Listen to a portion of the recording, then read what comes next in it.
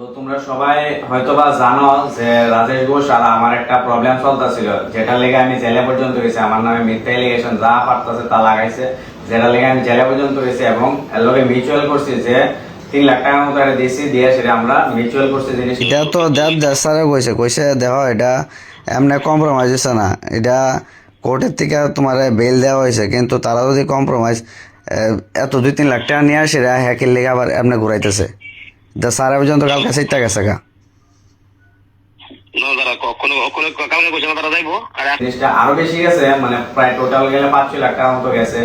তো এত কই কানে দিছে এটা জানি না, বাট এটা গেছে। এত কিছু আমি এখন বাইরে হইতে পারতাম না, কিন্তু রাজেশ ঘোষে আমি যে তোরা জানি যে প্রায় 2-3 লাখ টাকার মতো নিছে।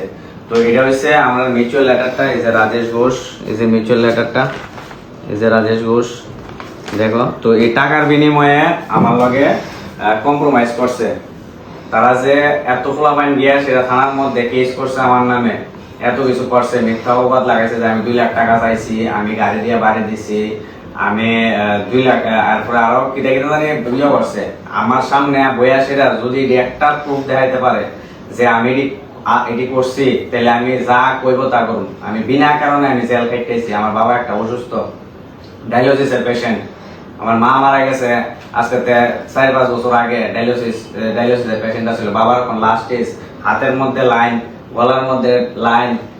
তাই না এখন লাস্ট সময়টার মধ্যে তাই না আমার দেখতেছে আমি জেল গেছি। আমি জেল যাওয়ার পরে তাই না অসুস্থ হয়ে গেছে। আমি আয়াসে আনতে না পেরে তারা টাকা টোকা দিয়ে যেমনি হোক যেমনি, মানে আমি চূড়ান্ত হয়েছি এখান থেকে কথা। আমি এরকম ভাবে সুইটটা সেরে আইসি আয়াসিরা, এরপরে তাড়াতাড়ি করে বাবার নিয়ে হসপিটালে ভর্তি করেছি। বাবা বলছে যে আমি না এলে হসপিটালে যাইতো না।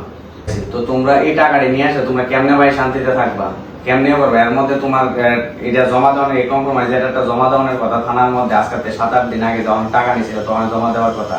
এখন অব্দি তোমরা এটা কম্প্রোমাইজ লেটারটা জমা দিতেছ না। কালকে 12 তারিখ কোর্টের ডেট। তো তোমারে আমি রোজ 4টা-5টা করে ফোন করতেছি, অ্যাডভোকেট স্যারে ফোন করতেছে, তুমি আমার ফ্যামিলির মানুষ ফোন করতেছে, ফোন তুলে না, কিছু করে না, আমার ফোনও তুলে না। তো টাকা নেওয়ার সময় ভাই এই সময় নিছো গা। তো আজকে 7-8 দিন লাগে টাকা নেওয়ার সময়, কোন সময় কেমনে নেবা? 8 লাখ টাকা ডিমান্ড করছে এই জায়গার ভিতরে, তারা 2 লাখ না 3 লাখ টাকা দিছে। তো এখন আমার কথা হয়েছে তোমরা টাকাটা নিয়ে আসে, এরপরে কি লেগে তোমরা এই যে সবকিছু আছে, এরপরে কি লেগে এগ্রিমেন্ট সবকিছু আছে শেষ করে নেবো, এরপরে কি লেগে এই যে রাজেশ কুমার ঘোষ, এরপরে কি লেগে আমার মধ্যে কম্প্রোমাইজ যা তোমরা লেটারটা জমা দিতে না থানার মধ্যে। কোর্টে উঠলে আমার আবার হয়তো বা বিনা কারণে আবার জেলে যাইতে লাগতে পারে। তো আমার কোনো দোষ নাই, কোনো কিছু নাই, আমি এমনি জেলে গেছি। ত্রিপুরার মধ্যে আমরা কি এই এই অবস্থা এইভাবে আমরা বাঁচতাম? এইরকম ভাবে বাঁচার থেকে তো আমরা মরে গেলে ভালো। আমরা জ্বালাইতেছি, আমরা মরে গেলে ভালো। কারণ তোমরা যে যা আরম্ভ করছো ত্রিপুরা রাজ্যের মধ্যে গুন্ডামি, চিন্তায়, এইসব জিনিস যা আরম্ভ করছো, মানুষ তো এরকম ভাবে বাঁচতে পারতো না। তোমরা হয়তো বা ফিল্ডে লাইমা সেটা রাস্তার ভিতরে ফ্ল্যাগ ট্যাগ হয়ে হয়তো বা ঘুরো, কিন্তু আমরা হচ্ছে সাধারণ ভোটার, আমরা সবসময় বিজেপিকে সাপোর্ট করি। আমার কাছে ভিডিও আছে, আমার পুরো ফ্যামিলি বিজেপি সাপোর্ট করে। কিন্তু এই জিনিসটার পরে কেমনে আমরা বিজেপিকে সাপোর্ট করব?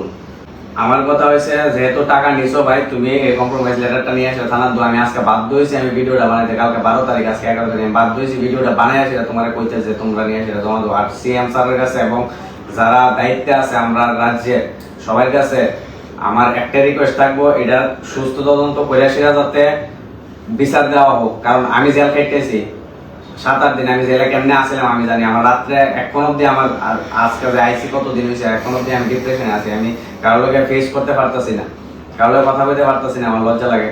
আমি রাত্রে ঘুম নাই, এতদিন হয়েছে আমি আইসি, আমার অনব্দি রাত্রে ঘুম ধরতেছে না। খালি এটা লয়ে আসলে আমি ভাবতেছি যে আমার লোকে কিটা হয়েছে বিনা কারণে, বিনা দোষে আমি কিল্লিগা জেল গেলাম, আমি এটা বুঝাইতে পারতেছি না। তো তোমার কাছে রিকোয়েস্ট স্যার, আপনারা সিএম এর কাছে সবাই এটা ট্যাগ করে সেটা ভিডিওটা পাঠাও, যাতে এটা বিচার করে না করে। আমি দেখতাম শুধু কি বিজেপি লেগে বিচার, আর আমরা মতো সাধারণ মানুষের কোনো বিচার নাই।